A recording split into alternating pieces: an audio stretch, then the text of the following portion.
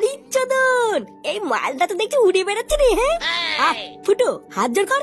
আরে দাঁড়া বাড়া, আগে বুঝতে দে ব্যাপারটা কি হচ্ছে এখানে। এই মালটা কি কোনো দড়ি টড়ি ধরে ঝুলে আছে নাকি? বাবা আমাদের রক্ষা করো বাবা, আমরা অনেক দূর থেকে বিপদে পড়ে তোমার কাছে এসেছি। এখন আমাদের এই বিপদের সময় আপনি আমাদের শেষ ভরসা বাবা, আপনি আমাদের রক্ষা করুন। বল, কি করতে এসেছিস এখানে? ওই রক্তদোষের হাত থেকে মুক্তি পেতে? হ্যাঁ বাবা, তুমি তো সবই জানো, প্রতিদিন রাত্রিবেলায় আমাদের গ্রামের একজন করে মেরে ফেলছে। তুমি আমাদের এর হাত থেকে বাঁচাও বাবা। বম ক্রিং ক্রিং ছট। চোদন খোরের চোদন খেয়ে গিয়েছে তার সম্মান, ছটফট করে তিলে তিলে নিয়েছে তার জান। এবার সে বদলা নিতে এসেছে এই গ্রামে। আসল দোষীর রক্ত খেয়ে মারবে সে প্রাণে। ছট।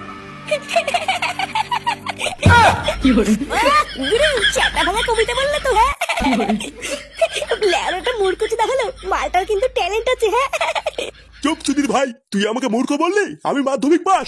তারা চোদনা, মাধ্যমিকে আর 1 নম্বরের জন্য আমি স্টার পাইনি, কেন জানিস? কারণ আমার পেনের কালি ফুরিয়ে গেছিল। বলছি বাবা, তুমি ওর কথা কিছু মনে করো না। এবার তুমি আমাদের বলে দাও বাবা, কে সেই দোষী যার জন্য আমাদের গ্রামের রক্তচোষাটা এত বড় ক্ষতি করছে? আর এই রক্তচোষাটা কোথায় বা থাকে আমরা তো কিছুই জানি না বাবা। ও থাকে একটা গভীর জঙ্গলের পুরনো বাড়িতে, আর রাতের অপেক্ষা করে, কারণ রাত হলেই ও প্রতিশোধ নেওয়ার জন্য ওর বাড়ি থেকে বেরিয়ে আসে। তারপর যাকে সামনে পায় তারই রক্ত চুষে খায়। কিন্তু বাবা, সেই দোষীটাকে যার জন্য ও আমাদের গ্রামের সবার রক্ত চুষে খাচ্ছে? সে আর কেউ নয়, তোদেরই গ্রামের মোড়ল। কি? হ্যাঁ, আর ওই মোড়লকে ধরে তোরা যদি একবার কোনোভাবে ওই রক্তচোষার বাড়িতে নিয়ে যেতে পারিস, তবেই ওই মোড়লকে ওর নিজের হাতে মেরে তারপর শান্ত হবে, নয়তো আর হবে না।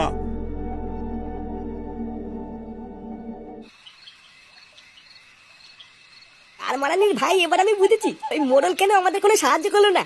আর করবেই বা কি করে? এই সবকিছুর পিছনে তো শান্তি ছেলেটারই হাত আছে। না না পল্টুদা, আমরা যখন এখন সবকিছু জানি, তখন কিন্তু এর একটা শেষ দেখতেই হবে। না হলে হয়তো আজকে রাত ওই শান্তির ছেলের জন্য কেউ না কেউ প্রাণ হারাবে।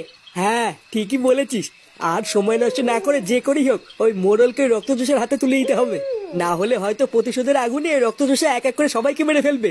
চালা মাদার বোর্ডের বাচ্চা মোড়ল, বাইরের থেকে তো দেখে মনে হয় ভাজা মাছটা উল্টে খেতে পারে না। আর এইদিকে নাকি একটা নিরীহ মেয়ের ইজ্জত নিয়ে তাকে মেরে ফেলেছে। ফোদার বল, তুই আমাকে একবার বল পল্টু, আমি একাই গিয়ে মোড়লের গোষ্ঠী গুড় মেরে দিয়ে আসবো। তুই এক কাজ কর ল্যাংচা, তুই আর ফুটো গিয়ে যেভাবেই হোক ওই মোড়লকে বাড়ি থেকে বের করে রক্তচোষার বাড়ির সামনে নিয়ে আয়। তারপর মালটাকে বোকাচোদা বানিয়ে যদি একবারই রক্তচোষার হাতে তুলে দিতে পারি, ব্যাস। কিন্তু পল্টুদা, সকালবেলায় ফোটোই চুদির ভাইকে যা কিস্তি মারলো, আমি আর ফোটো কি ডাকলে তো ওই চোদাটা আসবেই না। আসবে আসবে রে ল্যাংচা, চোদনে পড়লে এমনি দৌড়তে দৌড়তে আসবে। তুই আর ফুটো গিয়ে কি বলবি, এবার আমি কি বলছি সেটা মন দিয়ে শোন।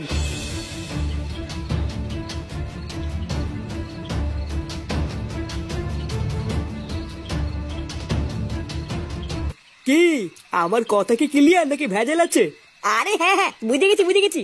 এবার বারা তোরাও দেখবি এই ফুটোর অ্যাক্টিং কাকে বলে।